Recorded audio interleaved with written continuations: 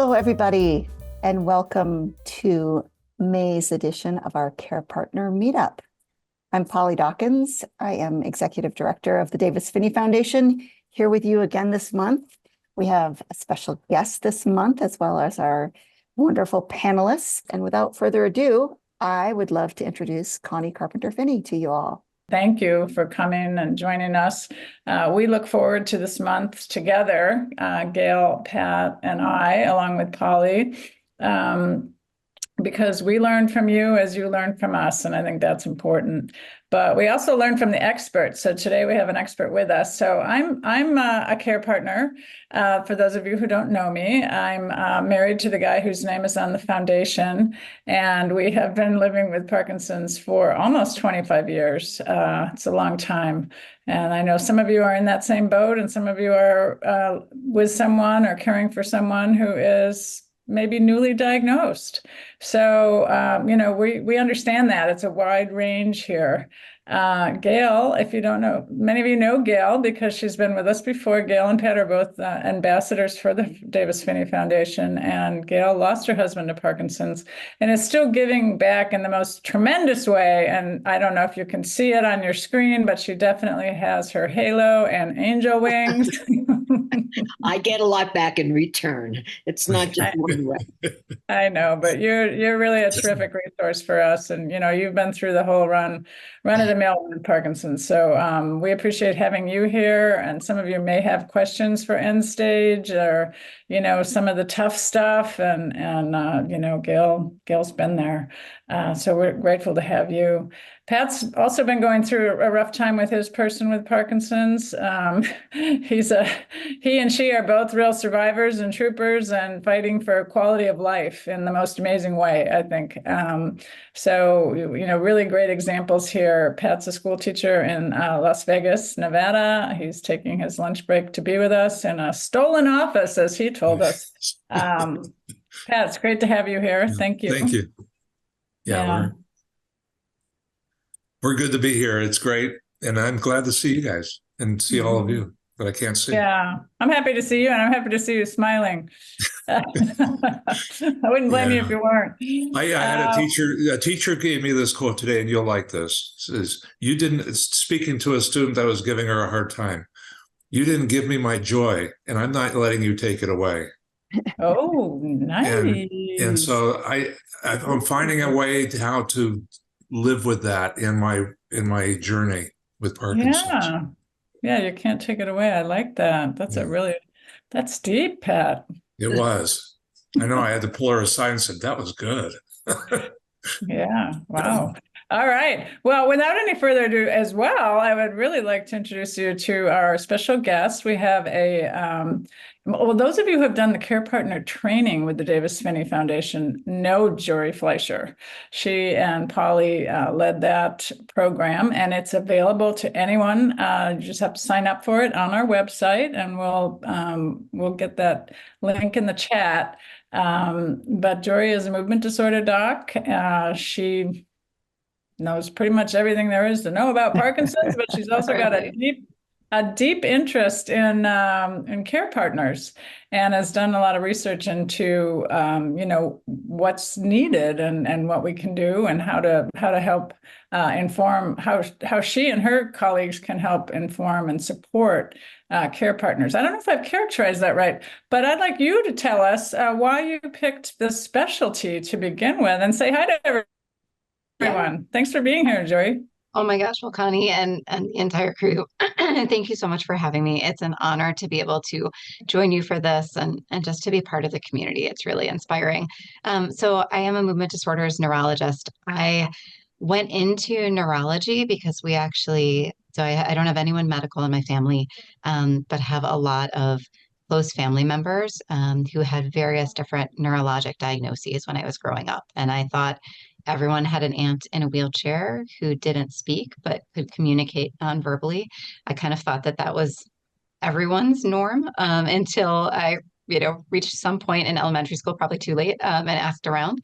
But had someone with neurologic illness who was always part of everything. And only later growing up did I sort of hear the stories from my grandparents about what it was like to have a child with a neurologic diagnosis back in the 50s and 60s and really have very little support. And so it made me interested in both sort of the science behind this, but also how could there be a field of medicine where people had so many needs and it was so personal and there was so little support that was offered. It felt very discordant to me. And so then eventually I was able to shadow with a neurologist when I was in undergrad. And he was focused on people with Parkinson's, with cognitive impairment. And I had done a lot of shadowing with people with Alzheimer's and forms of dementia. And there was just something different about seeing people with Parkinson's where they may have this masked face. They might seem as someone who is very, junior and inexperienced, that they were not as, engaged in the conversation. And I just remember my mentor sort of making this very kind of dry comment, like making a joke, and he had a very dry sense of humor. And the person with Parkinson's, who really had no facial expression, just immediately snapped back with a wittier response than the joke had been in the first place. And I went, oh, this is so different. This is so different. And, I was just hooked. I felt like I found my people. And as time went on, I used to joke that movement disorders was the only area of neurology that didn't affect my family. But since I've gone into this field, have had two very close members of the family, one with Parkinson's and one with dementia with Lewy bodies. So I know this on the clinic side, and I see patients 2 days a week and do research the rest of the time. But I know this on the adult granddaughter and family and long distance caregiving. So it resonates really deeply with me, and this community just never fails to inspire me. Wow, yeah, that's wild, and I think that it's why you're a good doctor and why you're sharing so much with so many people. So we appreciate that.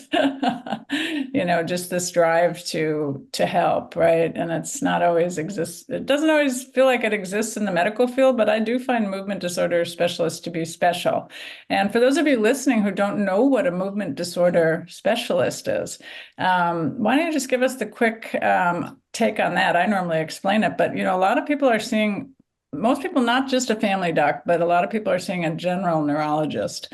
And so can you just describe Sure. Yeah, absolutely. I think it's really, confusing. And honestly, I will joke sometimes that like almost everything that goes on in neurology is some kind of movement problem. There's not enough or there's too much. But to become a movement disorders neurologist, a person does 4 years of medical school, and then they do a 4-year neurology residency, after which they could go out and hang their shingle and be a general neurologist out in the community. And the challenge with that is most of neurology residency training is inpatient based. So you spend a tremendous amount of time learning about strokes and critical care issues and head trauma and multiple sclerosis, and very, very little outpatient time, very little time learning about Parkinson's. But then you graduate from residency, and if you're a general neurologist, you're most of the time out in the community seeing mostly outpatient conditions, and that's where most people with Parkinson's are seen, but by someone who has less training. And a general neurologist is trying to keep pace with this fire hose of knowledge on all conditions, and can't possibly, even if they never slept, be expected to sort of be up to date on everything Parkinson's and everything multiple sclerosis and everything myasthenia and sort of everything else out there.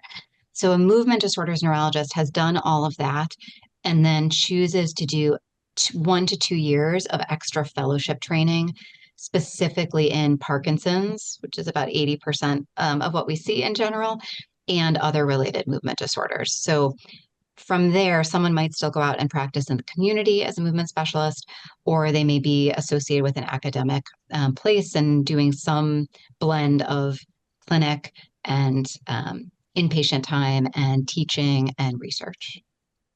Yeah, wow. Yeah, that's helpful. Thank you. And I think that really clarifies things for our listeners. Polly, do we have any questions yet? Dennis asks, how many places in the US do movement disorder training? How many places could you get your fellowship training? That is a great question, Dennis. I don't actually know the exact number, so I apologize. I want to say it's probably somewhere between 25 to 40-ish. So every year, each of those places takes one or two fellows per year. So it is, we know that there are not nearly enough movement disorder specialists to go around. Um, and it's tricky because the fellowship positions have to be funded in some way, and every academic place that has fellowships has to kind of scramble every year to figure out how to fund the training for each of those folks. So some places take two people one year and then may only be able to take one person the next year. So there's a little bit of a flux, but the supply definitely doesn't meet the demand. Wow. Yeah. Yeah, and it doesn't meet the demand. So I also want to tell people that are listening that hadn't considered the need for a movement disorder doc for their person with Parkinson's, that quite often what I recommend is, you stick with your doctor that might be working for you. You make the appointment with your movement disorder doc, and sometimes you have to travel to, to find that person. And then sometime they'll work together a little bit, right? And you might see the movement disorder doc less frequently than your more local physician or whatever. But having a few doctors in your pocket is not a bad thing. And we've discussed this on here before, that there are times when, you kind of need to move on to a different doctor to get more advice and have your person with Parkinson's seen differently. And that's an important thing to remember too. And while I think part of why people that I meet that are movement disorder docs, and I don't mean to speak for you, Jory, is that part of why you become one is because you can help people. You can actually correct a lot with medication and behavior and nutrition and exercise modalities and all of that. And so that's rewarding, right? And for you as well. And so I think that's part of it too. And if you don't feel your doctor is in that same mindset, move along. There's better ones out there. I wholeheartedly agree with that, Connie. I tell people all the time, like I see sort of my regular clinic, and then Tuesday afternoon. So right after this, we have a clinic for our more advanced folks, where there's a lot of caregiver strain and there's a lot of moving pieces and things like that. And I have our fellows, our first year fellows, this is what they do as part of their training. And I tell them, you don't need to know the diagnosis. You don't need to have an answer. The only thing that is unacceptable in this clinic, and I'm like the nice one, the only one that is the thing that's unacceptable is if you come in here and you tell me there's nothing I can do. Because you can tell me, and it's fine to tell me, I don't know what to do. I don't know how I can help. But the only thing that will send me, have me send you packing from this clinic is if you say there is nothing we can do, because it's just wrong. That's never true. There's always something. Nutrition, quality Okay, of let's life. lean into that. I want everyone to just listen to what was just said so that the next time you take your person to a movement disorder doc, and again, I always encourage the care partners to go to the appointments whenever possible and allowed. And we can discuss that too, Jory. But I think that if your doctor's saying there's nothing I can do for you, you need to shop around. And it will take you a while. It doesn't happen overnight. It will take you a while, but you're hearing what she's saying. The only unacceptable answer in the clinic is I can't help you. So let's just really think about that and lean into that, because that's so important. And I think that it will increase the quality of your life as a care partner if you can help to increase the quality and the care for your person with Parkinson's. Yeah. Okay, Polly, what do we got? Yeah, Joy, somebody is asking, what are you currently researching? Oh, thank you so much for asking. And I can share some of the info on this, but in a project that kind of builds off of the care partner training masterclass, my team and I have been working on this idea of care partner peer mentoring, which means, there is so much that I do not know. Just period. As none of the training can prepare me for what it is like to have a loved one who wakes up at 3 a.m. and is hallucinating, right? There's no training for that. The only way that you know how to handle that is if you actually are living that experience. or you are having to make plans or change around and say, this is not what I expected this part of my life to look like. And so recognizing that there is sort of this gap in what care partners need to know about the condition and a gap in the support that exists for care partners, for most care partners. And unfortunately, that our healthcare system is just not set up to provide a lot of that support, right? When people come to me and they're like, okay, send in the cavalry, I need help, send in a paid caregiver. And I'm like, insurance doesn't cover this. And it's crazy expensive, right? The cavalry isn't coming. So we've been working on creating a program where we've created a really specific, designed by and for care partners educational curriculum that covers Parkinson's and Lewy body dementia topics and care partner specific topics, and sort of packaged it into like a modular 12-week program and training more experienced care partners to kind of serve as the guide, to be the mentor to people going through this curriculum. And we have NIH funding, so funding from the National Institutes of Health, to actually test this in a national randomized controlled trial. So it's crazy. This is not a thing that previously the NIH used to fund. This is too warm and fuzzy, but it's real. It has a lot of scientific rigor behind it, and I have an amazing team working with me. And so we are hoping to launch enrollment literally in the next few days. So if people are interested at all, I can throw our email address into the chat and the screening survey. It is not live yet. So I would say if you're interested, send an email to our team. It's literally Persevere is the name of the study at rush.edu. And we have a gathering list. Another question. Thanks. Jory, is that the sole focus of your research right now? That's the main project so right that now, is right? that's kind of the main one. I am in charge of a couple of other studies focused on dementia with Lewy bodies. We also were looking at a lot of research on the clinic that we run, which is pretty unique, where we have myself as a movement disorders doc and our fellows, a neuropalliative care doc. So happy to talk about palliative care. We have a dietitian and a nurse and a social worker. And we all see people together. It's literally, I joke that it's the clown car of women. We dump out into the room with the person with Parkinson's or PSP or DLB, and literally just all are in there together, so that if someone brings up an issue, someone's constipated, I could talk about constipation till the cows come home. But Kristen, our dietitian, can do it even better. And if there's an opportunity to say, you know what, it sounds like we really need to, talk about goals of care. It sounds like something has changed. We're in a different place today than we were a few months back. And let's make sure that we're all on the same page. My colleague, Dr. Neha Kramer, who's a neuropalliative specialist, she can really handle that with such aplomb and such grace. And so we can all kind of tag team that together. So we're doing a lot of research looking at, how has this helped our folks, and testing. We sort of use this clinic almost as like a little lab where we can test out new interventions. Obviously, people always, opt in. Nothing is foisted upon them, but we looked at something called dignity therapy, which has been used in populations living with cancer to say, we're going to do a short interview for folks who want it. And basically, it's someone interviewing the person living with the diagnosis and saying, what's important to you? What has brought meaning to your life? What legacy do you hope you're leaving behind? Are there things that you haven't told your family or your friends that you want them to know? And transcribing that and, putting it into a narrative and giving it back to the person as a document that they can keep and share as they want. And we wanted to see, was this even possible, right? Because sometimes people with Parkinson's might struggle getting their words out, either thinking of the words or just being heard. So could we even do this?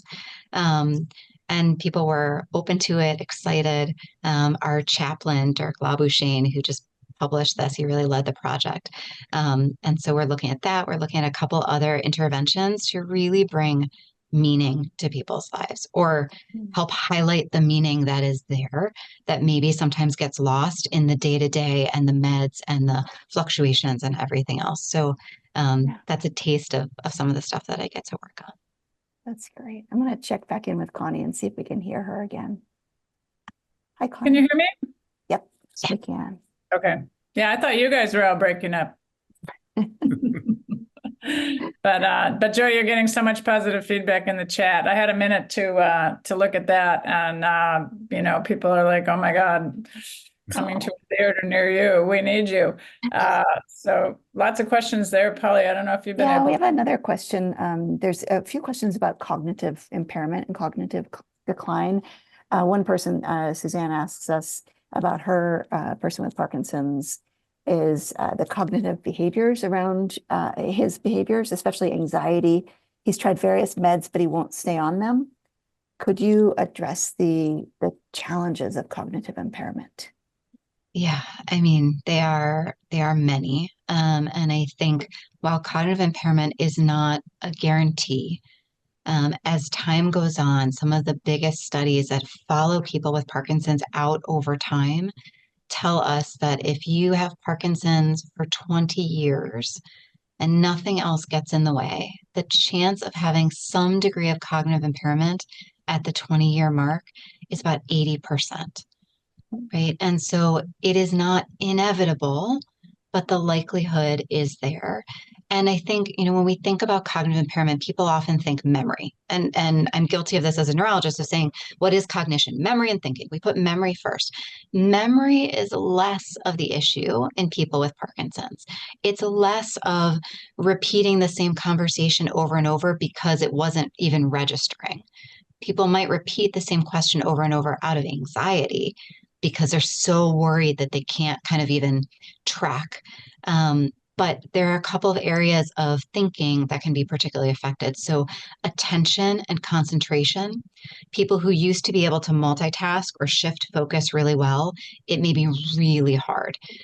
Or you may be having a conversation with your person with Parkinson's, and if they're not making direct eye contact with you, if the TV is on in the background, if the phone is ringing, if there's something else going on, the stuff that maybe we can shut out, they may no longer be able to shut out. And so it may seem like we had this conversation. Why aren't you remembering this? You said you would, blah, blah, blah. But actually, there was so much else going on that it was all kind of static. People can have. Okay. No, I just want to weigh in on that a little bit because that's another thing that, I think we as care partners get in denial about. And the person with Parkinson's gets that way too, because nobody wants to lose their sharpness. But the wear and tear of the disease leads to losing your sharpness on top of all the other, neurochemical aspects, right? And I mean, I see this and it's frustrating for me and it's frustrating for my person, especially when they realize it, but quite often they don't. And I feel it's especially difficult, and hopefully I'm not breaking up. I'm not breaking up. No, it's not good. I think it's especially difficult for, and most people listening here are spouses, but if you're an adult child of a person with Parkinson's, it can also be extremely hard when you're used to your father or your mother, making big and good decisions and then suddenly not being able to. So I think what you're saying is really important for people to grasp and understand, and how can we help our person, be better in those situations. Turn the TV off, make sure the environment is correct for them, not in a busy place or not when they're agitated. Don't have these conversations, right? So a lot of that is on us, unfortunately, but it does improve the situation, I think.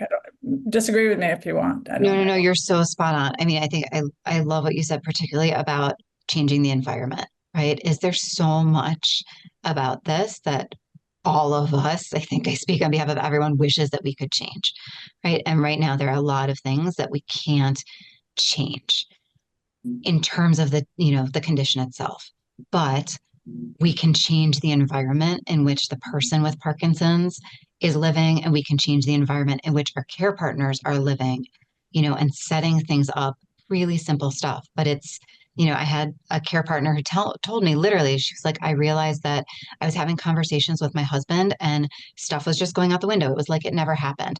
And he'd be sitting right there. And, there is a thing where people their eyes are open, the person with Parkinson's, and they're staring kind of straight ahead. And the person could be just off to the side and they're not making eye contact. Right. And so she said, before I start anything, if I realize that this is what's going on, I will duck down into his field of vision and say, eyes on me. I need eyes on me. and then start. And once they kind of got into this zone, and I think there were probably, some adjustments, needed with that, but it really works. And it's get the sound away, take the other things. So And the eye contact, that's so important. I think that we want to emphasize that too, just the eye contact, because that also buys a little minute there, a little second where you're and take a breath while you're making the eye contact, please. As a care partner, just, okay, and then make that contact, slow things down for them. Slow it down for yourself. And I think it really helps, but this is such great advice. Thank you. Yeah. And I hear from so many care partners just about this struggle with like roles changing, right? That, you lose some of that, like the intimacy of being spouses or significant others, because all of a sudden you're in this caregiver, care partner position, right? But that eye contact moment to kind of be able to center is so huge. You know what I'd also like to add to that, which I think I was just thinking that because my person had a good day today, and after we have some friends visiting, and he just looked at me and he said, "That was a great day," and it was eye contact, and it was just, and I could have easily said, "Oh yeah, great," and just kind of moved along to the next thing, and instead I just stopped and said, "That was a great day." And I think that's another thing is sometimes we as care partners just need to slow ourselves down if we can and embrace that moment and make that connection. Just really lean into it. I think this is such great advice that you're giving us about the eye contact. Just some little things like that can change our whole behaviors with each other. Well, and I also hear that you took the time to actually like give voice to gratitude, right? Which this was something that as we were developing the curriculum for this research study, we heard over and over from our care partners was, yes, there are things about this that are so difficult and so challenging.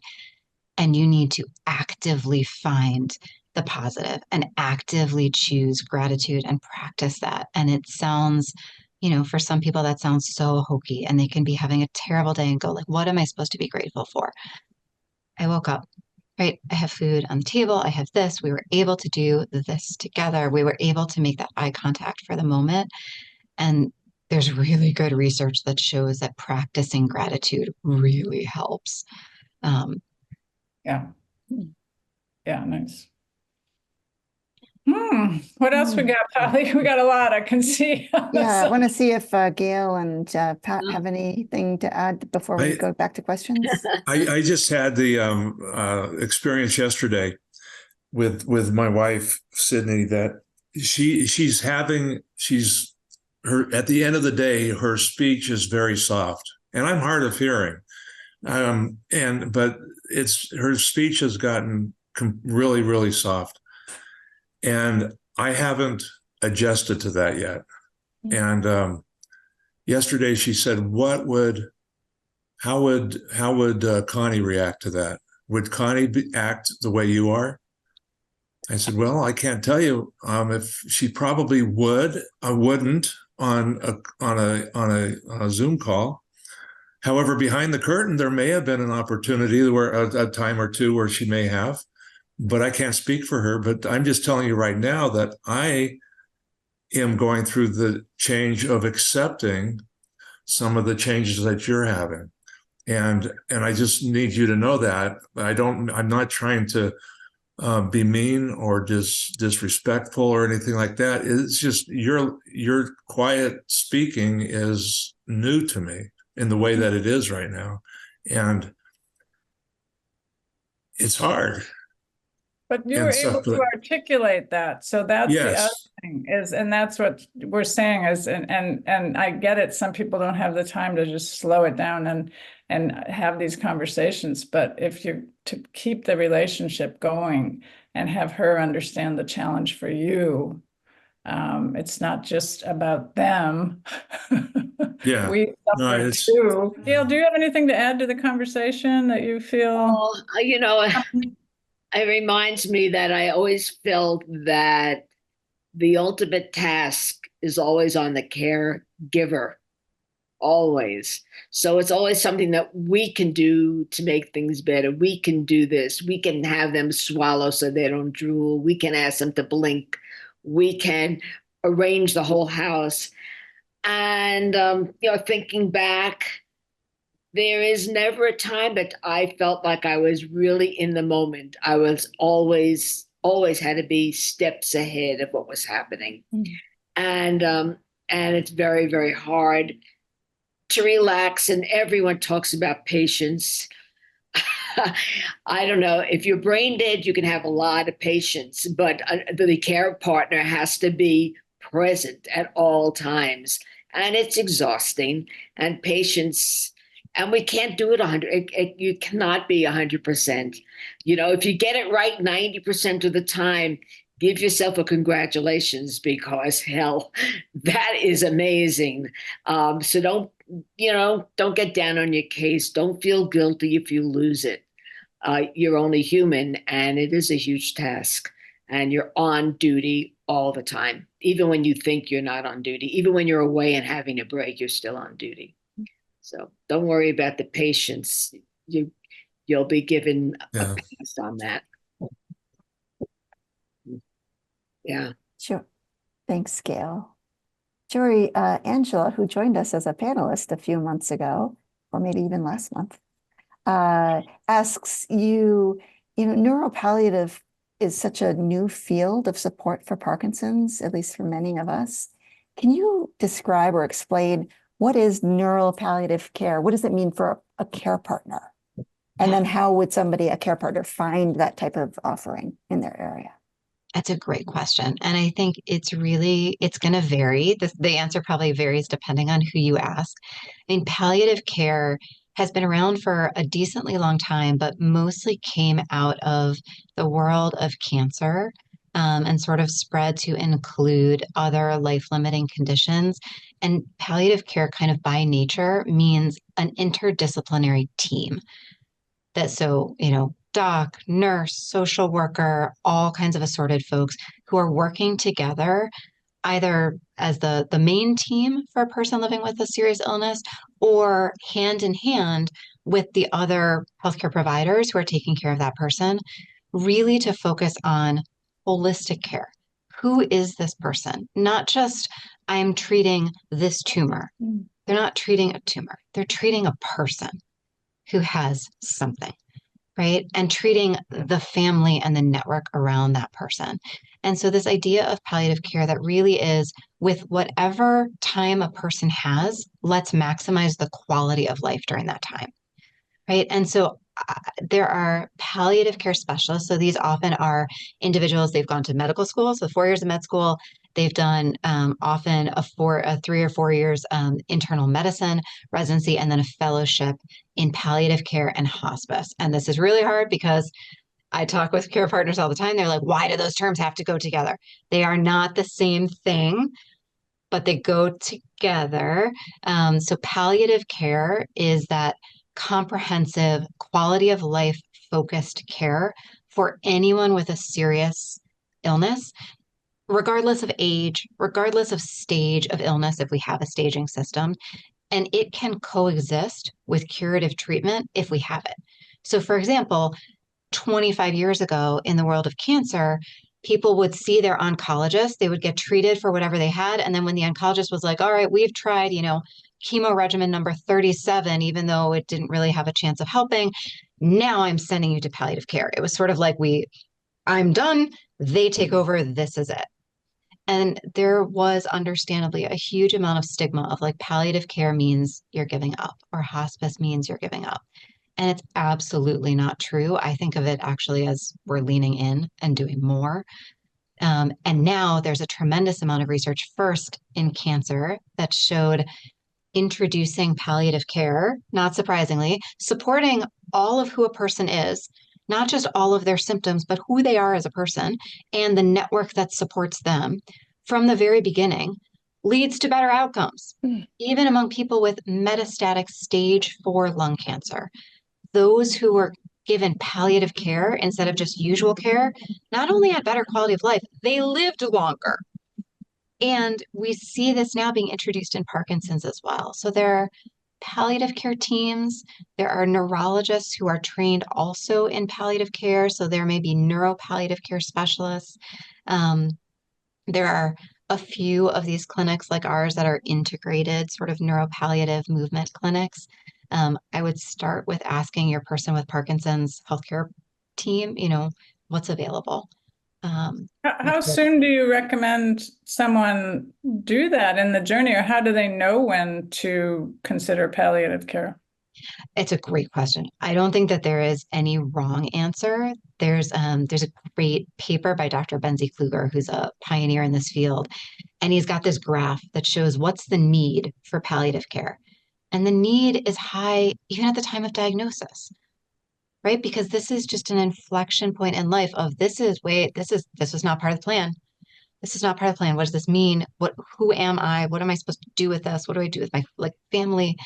Right. And so how do you help a person stay whole and deal with all of that? Not just physical pain or psychological pain or spiritual pain, but the existential stuff, right? Palliative care can be helpful with all of that. I think the challenge is many folks trained in palliative care may be nested within a healthcare system where their time is mostly allocated to the inpatient side of things. So they're in the hospital taking care of people, or they're nested within a cancer center or institute. And so their availability to see folks on an outpatient basis long term who doesn't have sort of one of the traditional palliative care diagnoses may be hard. So it can be hard to find. I think also thinking about, community neurologists, if someone was trained and they went to med school and their 20-minute lecture on Parkinson's that they got 30 years ago, right? It's out of date. It's long since out of date. And there was nothing about palliative care then. And so someone may just not even recognize what's out there in terms of what can be done to help support people all along the way. So I think it goes back to your point, Connie, which is if you feel like the healthcare provider that your person with Parkinson's is seeing, and yes, please go to the appointment with them, please, share the concerns, right?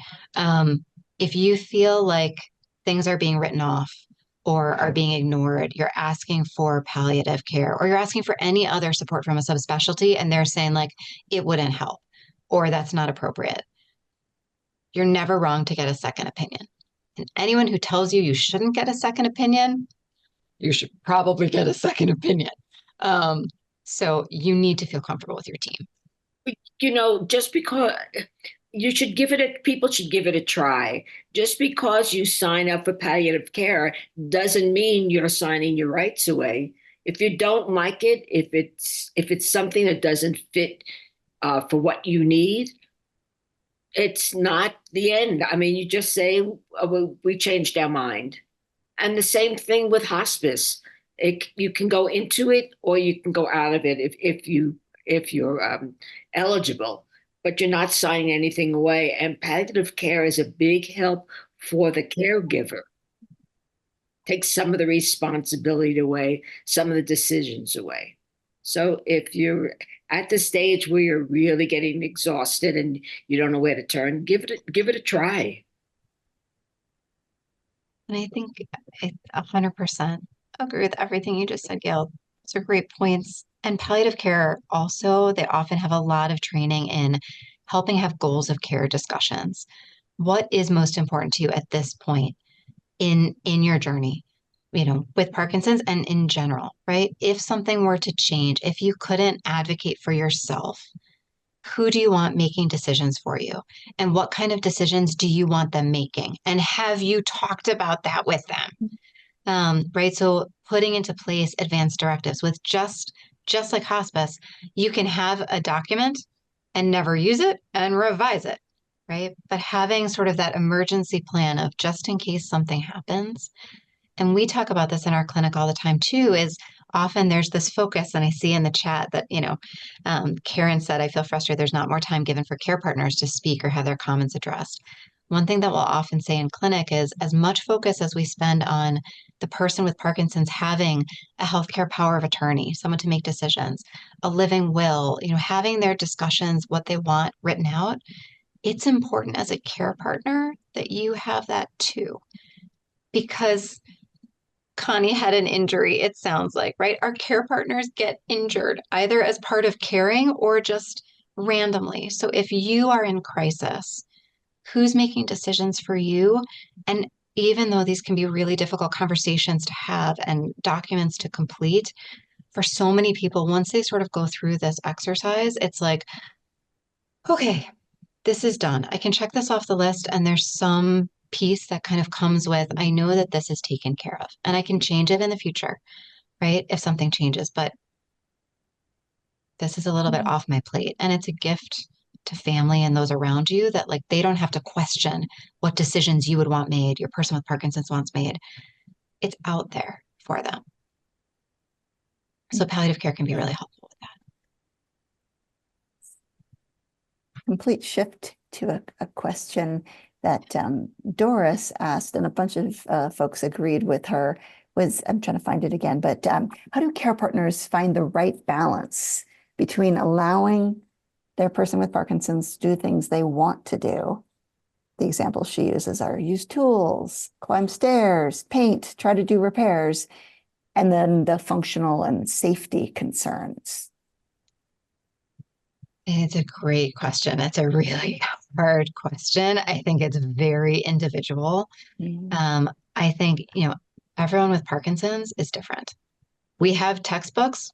No one with Parkinson's reads any of these textbooks, right? We're led to believe in medical training, people are going to, show up and follow the rules. No one follows the rules. So I think it's very individual. If you are seeing that your loved one is struggling with something, there's a safety concern, there were some near misses, right?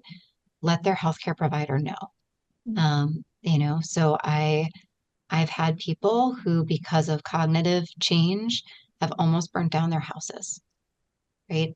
And only after something catastrophic happened did a care partner say, yeah, there are a couple of instances when, but I didn't think it was a big deal, right? And so let me be the heavy, let me be the bad guy and say, it sounds like there may be some concerns about going out in the workshop and using the power tools entirely by yourself because the Parkinson's can't, right? It's not the person, it's this condition.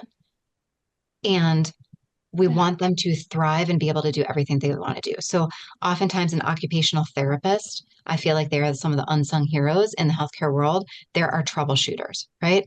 Someone wants to be able to fill in the blank, but can't because some problem.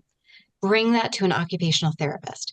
Is there an assistive device? Is there a life hack? Is there some strategy they can come up with to make that more accessible, safer, easier to do? Right? Bring it to the neurologist, bring it to an occupational therapist.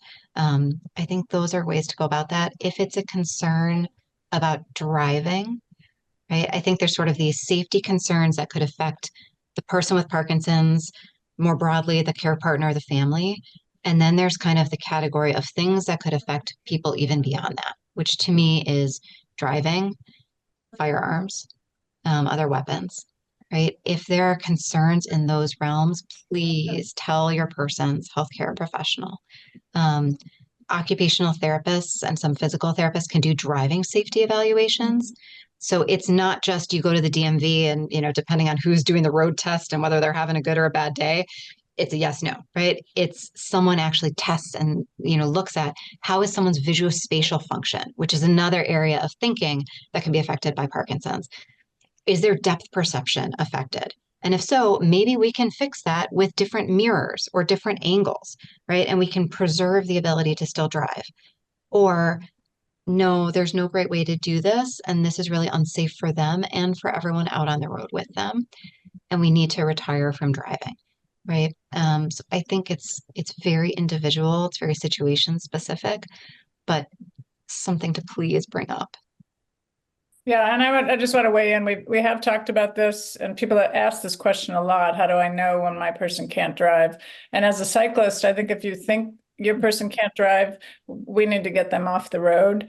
But also, we had a great speaker once who said, if you feel nervous in the car when your person with Parkinson's is driving, then they shouldn't be driving. But you can find testing, so it's not up to you to make that decision. And you're right, we did this with Davis with an occupational therapist, and they did quite an extensive test and set down some guidelines by which he could drive. He could continue to drive in familiar places during the daylight. So you can, and that's not a law. It was just an agreement that he made with them at the time. But he knows his days are numbered, and I think, you know, all of us know that. It's just a question of safety. So thank you. That was a very thoughtful response. Guys, we only have 8 minutes left. Polly, I'm going to leave it to you to figure out where to go. There are so many great questions and support for one another in the chat. Robin asks about finding a mental health therapist who understands Parkinson's and caregiver issues. We've mentioned we've got a blog coming out this month about how to find those resources. But Jory, what's your experience? A couple of thoughts. Number one, you know, ask the treating team who's part of your loved one's care. They may know of specific folks in the area who have experience with Parkinson's, who have experience with chronic illness and coping, or who have experience with care partners. If you're part of a local care partner support network, sometimes I've had people that have gotten names of therapists from their local support groups. I think the other is there's a website from Psychology Today, which is essentially a therapist finder, and it's kind of like a dating app. So you can filter by area, by I want a therapist who is a woman and speaks Spanish and takes United Healthcare Insurance. And you can filter for specific areas of interest that the therapist identifies. So looking for chronic or serious illness, looking for care partner issues, you can kind of filter for those. And thank you, Danny. The caveat that I tell people, because I've certainly had a lot of folks, and I think it's my experience with the people with Parkinson's who I care for, is it's really hard to get some of my men with Parkinson's to talk with a therapist. It's just, I think there are gender differences and expectations in how we're socialized. And I tell people they'll go to a therapist once, and then they're like, I did therapy once, didn't help. And I'm like, one time, 45 minutes. And they're like, mm-hmm. So my explanation, and hopefully it works for everyone, is, you know, if you've ever tried on pants, right? Everyone's body is different. Every size is different in every store. You could go to a store and pick out 5 pairs of jeans and go, I think that these might work. But hopefully you go into a fitting room and you try them on. There's some that you will look at and you're like, that is clearly not for me. That's not going to work, right? So you go to this, you know, therapist finder website, or you take the recommendations and you have a meeting with them. And if it's not a good fit, you didn't buy the jeans, you can leave them in the fitting room. You're not marrying the therapist. You could be done. And you try on a new pair of pants because you don't want to walk around naked, right? You still need pants. You just have to find the ones that fit. So I just encourage people, like, you're not marrying your therapist. Find the ones that fit for you.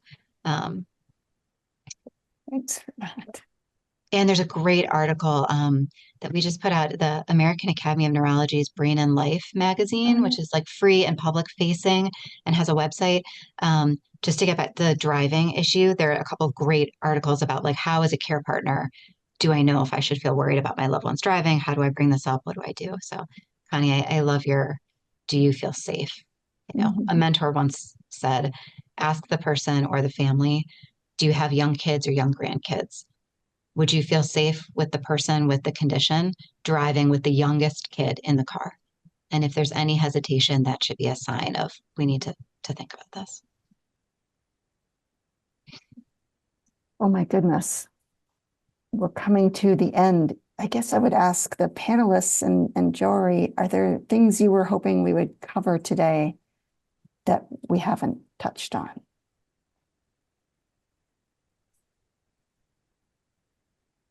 No?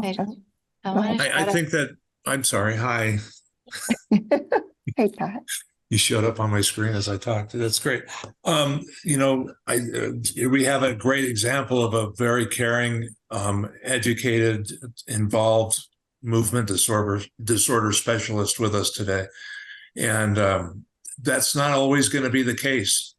Those of you that have said that you've been to the movement disorder specialist and you just carry on, course as normal and everything. Sometimes you might have to take a look and change.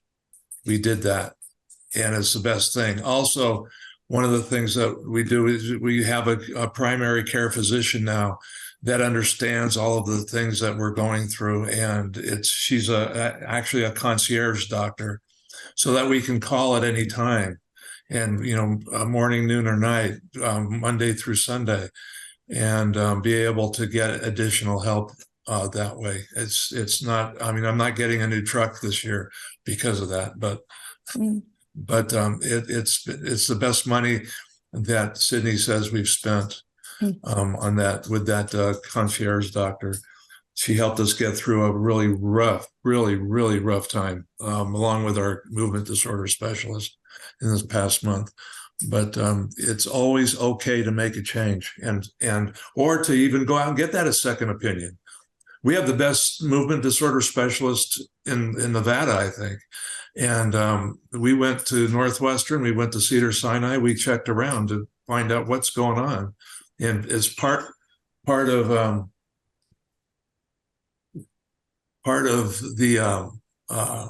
the whole process is making sure you're getting what you need. And we have a great example of it here. So also ambassadors throughout the country can help you possibly with therapists and different types of additional strategies for your person in your area. We just did the Psychology Today filter search for a new therapist here in Las Vegas, and it worked pretty well for us. And so it's there's so many different resources out there, and we're all here to help. Thanks. And that's all I have to say. And Gail and Pat are reachable as all the ambassadors for the Davis Phinney Foundation through our website at dpf.org. And, it's just important to reach out, and it's important to have local support. We can only do so much on this call. We do the best we can, and we're so fortunate to have Jory with us, and I'm sorry we couldn't answer all the questions. We have like another minute or two. Gail, did you have anything you wanted to say, or Jory, in closing? I just, again, about the responsibility of a caregiver. Besides the person with Parkinson's, you're taking care of a household. If you have children, you're taking care of children, you're taking care of elderly parents. So something has to give every once in a while. And just think of all the times you get it right. You get it right far more. If a person falls a couple of times a month, think of all the possibilities of fall that by your diligence, you've saved them from falling. It's a rough road, but there's a lot of rewards because you're doing it for someone that you love very deeply, and someone who cannot pay you back for what you're doing. So in that respect, you're a martyr. Such wisdom. Yeah. Yeah, Jory, anything from you?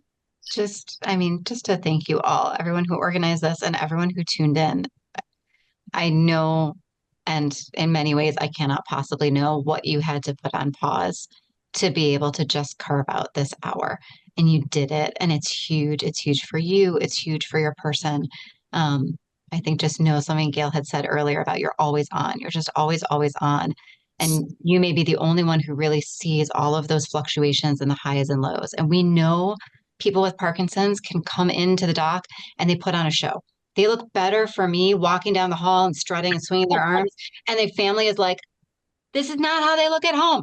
We know, right? And the out-of-town kids, right, who come in and they see, and the person looks great for a while, and then it took everything out of them, and you are there holding them up and picking up the pieces. We know, we see you. Please take time like this, find the therapist, go for a bike ride, whatever it is to do to keep yourself healthy and sane. That helps your person do better. So thank you for all that you Jory, do for the thank heroes. you so much for being here, Jory. This has been delightful. The time always goes fast, but I think it's sped up this hour. Mhm. And thank you everyone for listening and your kind words in the chat.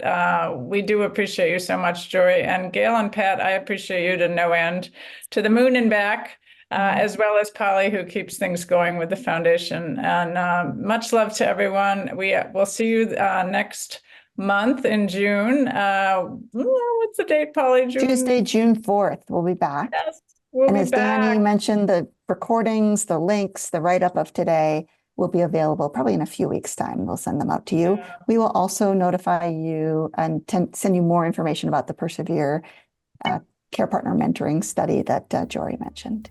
Yeah. Jory, keep it up. We appreciate you. And everyone, Same. thank you so much for signing in. We love you. Thank you. Bye. Bye-bye. Bye.